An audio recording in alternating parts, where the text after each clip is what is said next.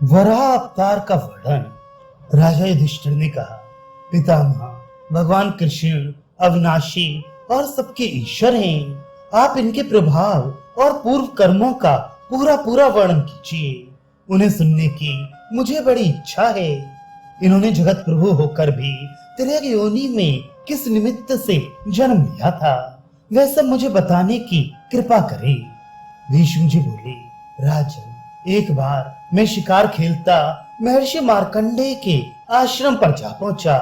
वहां मुझे सहस्त्रों मुनि बैठे दिखाई दिए।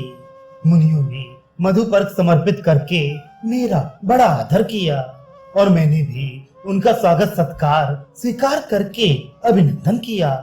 फिर महर्षि कश्यप ने मुझे ये मनोहर कथा सुनाई। तुम इसे एकाग्र चित्त से सुनो।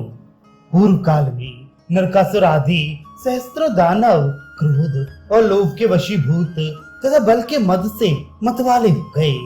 उनके अनेकों और भी साथी युद्ध के लिए आतुर हो उठे। उन्होंने देवताओं का बड़ा चढ़ा वैभव असह्य हो गया।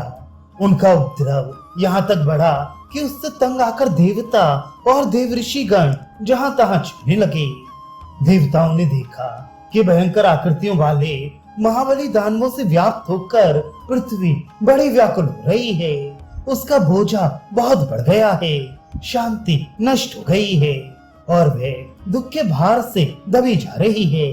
ये देखकर उन्हें बड़ा क्षोभ हुआ और उन्होंने ब्रह्मा जी से कहा, ब्रह्मन, दानवों का उपद्रव बहुत बढ़ गया है, हम इस अत्याचार को कैसे सही। तब ब्रह्मा जी ने कहा, देवताओं, मैंने पहले ही इस विपत्ति को दूर करने का उपाय कर दिया है। इस समय दानव लोग वर पाकर बल और दर्प से चूर हो रहे हैं। उन्हें अव्यक्त रूप भगवान विष्णु का भी कोई भय नहीं है। देखो, इस समय उन्होंने वराह का रूप धारण किया है। इनको काबू में करना देवताओं के लिए भी कठिन है।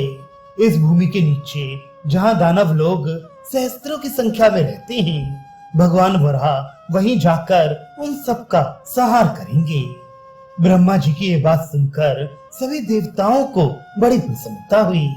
तब महातेजस्वी भगवान विष्णु वराह रूप धारण करके बड़े वेग से पृथ्वी के नीचे दानवों के पास गए और उन्हें भयभीत करते हुए बड़ा भीषण शब्द करने लगे। उनके गंभीर गर्जन से सारे लोग गूंज उठे तथा उनमें रहने वाले इंद्रादि देवता भी घबराने लगे। सारा संसार सन्नाटे में आ गया। स्थावर जंगम सभी भौचक्के से रह गए। उस भीषण नाद से मूर्छित होकर अनेकों दानव प्राणहीन हो होकर गिरने लगे।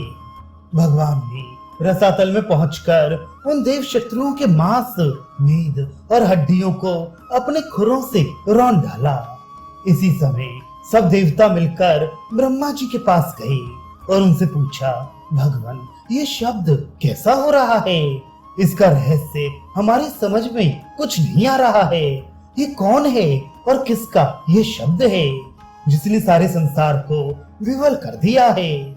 इसके तेज से तो सारे देवता और दानव मोहमुग्ध से हो गए हैं।